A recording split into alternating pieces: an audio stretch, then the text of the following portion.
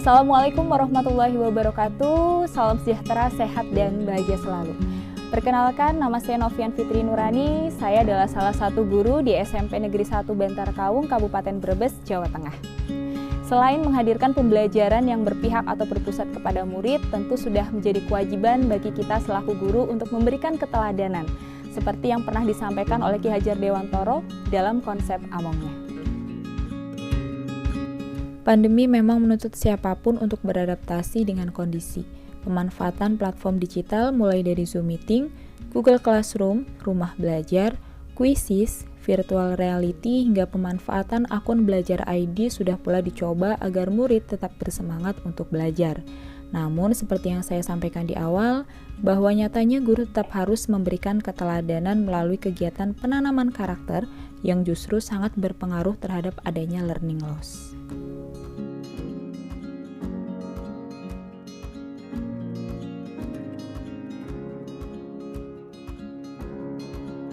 Ada 3 hal yang melatar belakangi kegiatan dokter ini dimulai. Pertama, berkurangnya kegiatan pembinaan karakter secara rutin di sekolah. Kedua, menurunnya kegiatan literasi. Dan yang ketiga, yakni memaksimalkan aset sekolah. Sudah menjadi kebiasaan bagi warga sekolah, mulai dari kepala sekolah, guru, staf, hingga murid untuk duduk bersama di lapangan dan mendengarkan kisah keteladanan. Kebiasaan yang terjadwal sekali dalam seminggu. Siapapun boleh bercerita selama 15 menit. Biasanya wali kelas akan kembali mengulas pesan cerita di kelas masing-masing seusainya. Namun kebiasaan ini harus tertunda karena pandemi yang tidak memperbolehkan kami berkerumun. Jangankan untuk duduk bersama dan saling sapa, tatap muka saja harus bekerjaan dengan waktu. Berbicara soal literasi, sekolah ini sudah mulai aktif di tahun 2019.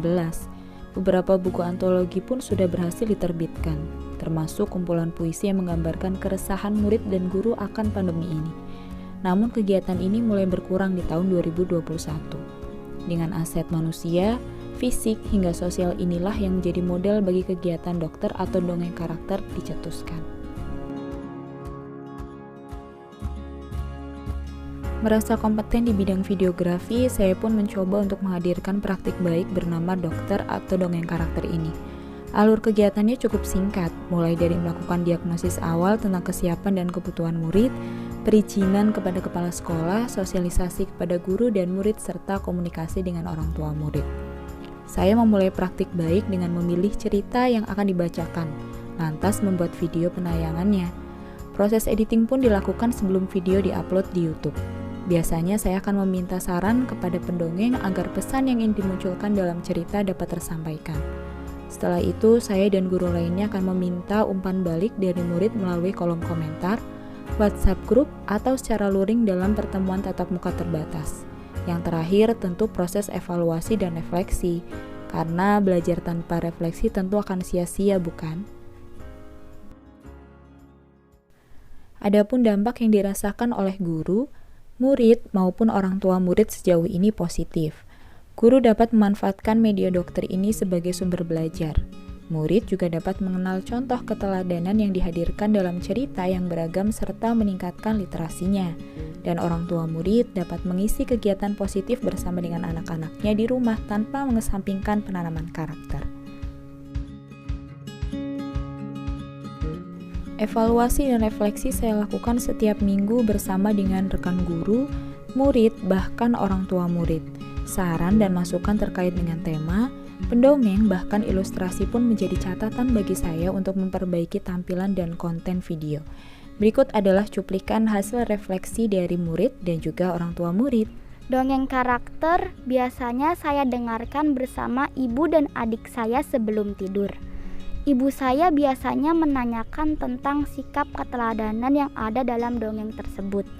Begitupun juga bapak dan ibu guru saat di sekolah. Dari cerita yang disampaikan, saya juga banyak mendapatkan keteladanan yang bisa dicontoh. Semoga cerita kedepannya semakin bervariatif. Dampak dari kegiatan ini khususnya untuk putra saya, jadi di rumah dia juga belajar. Dia memang dari pembelajaran daring, dia memang sedikit kecanduan main HP, Dan setelah pulang sekolah juga langsung pegang HP.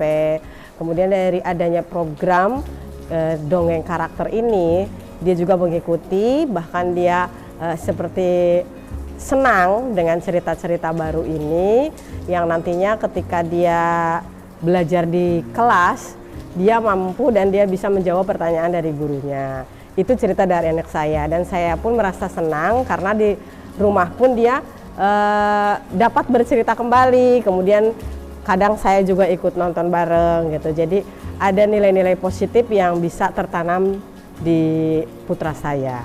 Itu yang saya rasakan dan anak saya rasakan. Semoga kedepannya ceritanya lebih menarik lagi dan terus memberi motivasi untuk anak-anak kami. Terima kasih. Dalam keadaan sehat. Ini adalah salah satu contoh cuplikan dari video dongeng karakter. Di weekend kali ini kakak akan menemani kalian dengan sebuah cerita yang berasal dari Kabupaten Brebes. Tidak lain tidak bukan yaitu Cakep Oleng. Saya sadar betul jika praktik baik ini jauh dari kata berhasil, sehingga saya pun harus terus belajar. Saya juga tidak bosan untuk mengajak guru, murid, atau komunitas literasi di luar sekolah jika ada yang ingin menjadi pendongeng dalam kegiatan dongeng karakter ini. Demikian penjelasan tentang praktik baik yang sudah saya lakukan. Semoga bisa menginspirasi Bapak Ibu Guru dimanapun berada. Dan bagi siapapun yang ingin menjadi pendongeng, saya siap untuk melakukan kolaborasi. Terima kasih. Wassalamualaikum warahmatullahi wabarakatuh.